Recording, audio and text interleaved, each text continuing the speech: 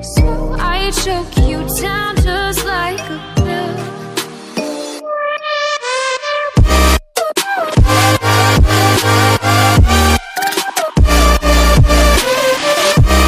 Oh yeah.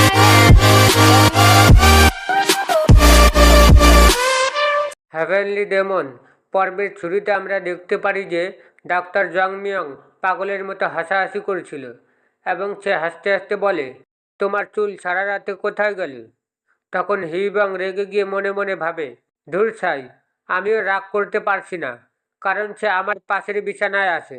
তারপরে doctor জং মিয়ং পর্দা ঢেকে দেওয়ার সময় বলে, আমি খুব দুঃখিত, আমার এভাবে পাগলের মতো হাসা উচিত নয়, তাই আমি তোমাকে ঢেকে দিয়ে চলে যাচ্ছি।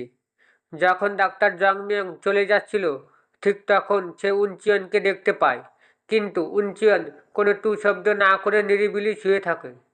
তারপরে ডাক্তার জং মিয়ং উনচিয়নের দিকে তাকিয়ে মনে মনে ভাবে, গত রাতে এখানে কিছু একটা ঘটেছে, তার কোনো সন্দেহ নেই। যাই হোক না কেন, এটা আমার কোনো কাজের বিষয় না।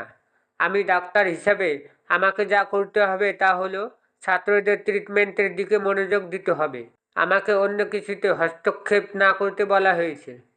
তারপরে 2 দিন পরের দৃশ্যে আমরা 8 নম্বর গ্রুপের ডরমিটরি দেখতে পারি। তার ভিতরে ইয়াং মাস্টার মুগিয়াম রেগে গিয়ে বলে, তাকে এখনও বহিষ্কার করা হয়নি, এটা কি অদ্ভুত না? তারপরে হিবং বলে, আমি সেই রাতে 7 নম্বর ছাত্রের পা কাটতে যাচ্ছিলাম, তবে সে আগে থেকেই ইনজুরি ছিল, তাই ডাক্তার জং মিয়ং সারা রাত হাসপাতালে ছিল এবং উনচিয়নের ট্রিটমেন্ট করছিল। তখন মুগিয়াম বলে, কি, ওই ডাক্তার কি ঘুমায় না, নাকি তুমি শুধু একটি মিথ্যা বাহানা দিয়ে এটি বলছো, তাই না? তারপরে হিবং ঘাবড়ে গিয়ে বলে, আমি মাঝরাতে তাকে অ্যাটাক করার জন্য উঠেছিলাম, ঠিক যেমন আপনি আমাকে আদেশ করেছিলেন ইয়াং মাস্টার। কিন্তু তখন ডাক্তার জেগে যায়।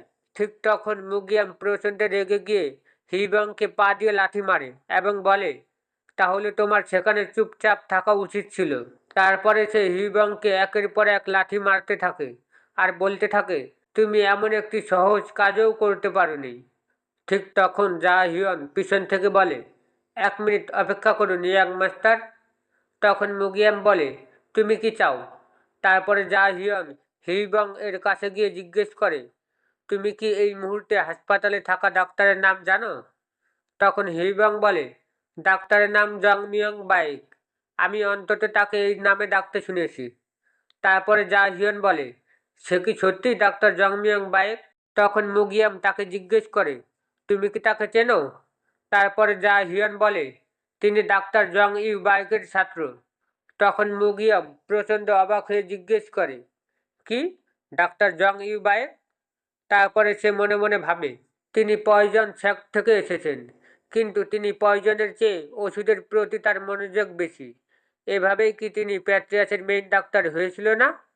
তিনি একজন ডাক্তার হতে পারেন, কিন্তু আমি এটাও শুনেছি যে তিনি ডেমনিক ফ্যাকশনের মধ্যে টপ 30 জন মার্শাল আর্টিস্টদের মধ্যে একজন।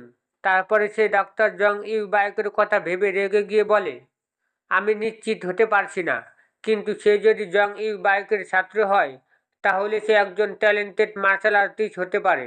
তখন মুগিয়াম প্রচণ্ড রেগে গিয়ে হিবংকে মারধর করতে থাকে এবং বলে, তাহলে এই অকেজে কুকুরকে পাঠানোর কোনো মানে ছিল না, কিন্তু স্টিল সেক্টের কাছ থেকে সাপোর্ট পাওয়ার স্বপ্ন দেখার সেই সাহস তোমার নেই। তারপরে হিবং মনে মনে কল্পনা করে যে মুগিয়াম তাকে কি বলেছিল, আরে তুমি হিবং তাই না? আমার জন্য তোমাকে একটি কাজ করতে হবে। তুমি ব্যর্থ হলে এটা নিয়ে চিন্তা করো না। আমি নিশ্চিত তুমি জানো যে আমি স্টিল সেক্টের মাইনর প্রিন্স হওয়ার জন্য রেডি, তাই না? যে কারণেই হোক তুমি বহিষ্কৃত হলে আমি প্রমিস করছি যে আমি তোমার ছোট সেক্টকে সাপোর্ট করব। তারপরে হিবং মার খাওয়ার সময় মনে মনে ভাবে, তুমি কি জানো, তুমি যদি এখনও আমাকে সান্ত্বনা দিতে যে তুমি আমাকে আগে যা প্রমিস করেছিলে, তাহলে আমি তোমাকে সব সত্যি বলতাম। এগিয়ে যাও, আমার উপর তোমার রাগ দূর করতে থাকো, দেখা যাক সে ফিরে এলে তুমি তখনও এটি করতে পারো কিনা। তারপরে মুগিয়াম তার মাথা থেকে রুমালটি কেড়ে নিয়ে বলে, যাই হোক, তুমি তোমার মাথায় এই রুমালটি পরেছে কেন? ঠিক তখন মুগিয়াম তার টাকলা মাথা দেখে অবাক হয়ে যায়। তারপরে মিউজিয়াম আরও বেশি রেগে গিয়ে তাকে মারধর করে আর বলে, বাহ, আমি এটা বিশ্বাস করতে পারছি না। তুমি কি সত্যিই ভেবেছিলে যে এইভাবে তোমার মাথা তাক করে আমাকে দেখানোর জন্য যথেষ্ট হবে যে তুমি তোমার ব্যর্থতার রিফ্লেক্স করেছো? তখন ছাত্ররা তাদের ফাইট দেখে বিরক্ত হয়ে মনে মনে ভাবে, ধুর ছাই, আমরা আশা করেছিলাম যে তারা আপাতত চুপ থাকবে, কিন্তু এখন তারা আবার ফাইট করছে। তারপরে মিউজিয়াম হিবংকে মারার পরে চলে যাওয়ার সময় বলে, এখন আমি বিরক্ত, তাই চলো চলে যাই, যা হিয়ন। তখন হিবং মাটিতে শুয়ে থাকার অবস্থায় কাঁদতে কাঁদতে মনে মনে ভাবে, মুগিয়ম, উনচিয়ন এবং বাকি শয়তানরা তারা সবাই মৃত্যুর যোগ্য, তাই তাদের মরতে হবে। পরের দৃশ্যে 7 দিন পর সকাল 6টায় একাডেমির হাসপাতালের ভিতরে আমরা দেখতে পারি যে উনচিয়ন তখন ডান্সিং বাটারফ্লাই টেকনিক পারফর্ম করছিল এবং ম্যাট ব্লেড তার পারফর্ম দেখে মনে মনে ভাবে, এটা নিয়ে কোনো সন্দেহ নেই যে সে এই ট্যালেন্ট নিয়ে জন্মগ্রহণ করেছে। এই গত কয়েকদিন আগে থেকে আমি যা করেছি তা হলো তাকে ডান্সিং বাটারফ্লাই টেকনিকের স্টেপস দেখানো এবং তার স্টান্স কয়েকবার ঠিক করেছি, কিন্তু তার স্টান্স অলরেডি সোজা এবং স্বাভাবিক। যদি সে তার স্কিল রিফাইন করতে থাকে তাহলে কোডিফাইড ফাইটিং ফর্ম নিয়ে তার কোনো সমস্যা হবে না। তারপরে ম্যাট ব্লেড উনচিয়নকে বলে, এখন তুমি পরের ফর্ম পারফর্ম করো। তখন উনচিয়ন তার 2 হাতের মুঠো শক্ত করে ধরে মনে মনে ভাবে, স্যার, ম্যাট ব্লেডের স্ক্যান করার জন্য ন্যানোকে ধন্যবাদ। আমি পুরোপুরিভাবে এটি আবার তৈরি করতে সক্ষম, কিন্তু আমি যদি এখনই তা করি তাহলে সে আমাকে সন্দেহ করতে পারে, তাই আমি আমার সময় নিয়ে আস্তে আস্তে করব।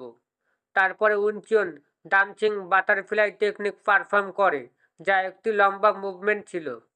তখন ম্যাট ব্লেড তার মুভমেন্ট দেখে মনে মনে ভাবে, ডান্সিং বাটারফ্লাই টেকনিকের 24টি ফর্ম রয়েছে এবং এটি মোট 8টি করে 3টি ভাগ রয়েছে। তাদের মধ্যে একটি কোডিফাইড ফাইটিং ফর্ম তৈরি করে। বেসিক বিষয়গুলি শিখতে আমাদের অনেক সময় লেগেছে, তাই আমি তাকে শেখাতে পারিনি কিভাবে তাদের একসাথে কানেক্ট করতে হয়। মাত্র 1 বা 2 মাসে সে তার ন্যাচারাল ট্যালেন্ট দিয়ে সেগুলি শিখতে সক্ষম হবে। শুধু 1 সপ্তাহ তার জন্য যথেষ্ট নয়। তারপরে ম্যাট ব্লেড উনচিয়নকে থামিয়ে দিয়ে বলে, এটা এখন যথেষ্ট হয়েছে। তুমি এই স্টেপগুলি মনে রাখার জন্য ভালো কাজ করেছো। তখন উনচিয়ন গ্রিট করে বলে, আপনি খুব দয়ালু, স্যার। তারপরে ম্যাট ব্লেড একটি কাগজ বের করে উনচিয়নকে বলে, নাও তুমি এটি রাখো। তখন উনচিয়ন জিজ্ঞেস করে, এটা কি?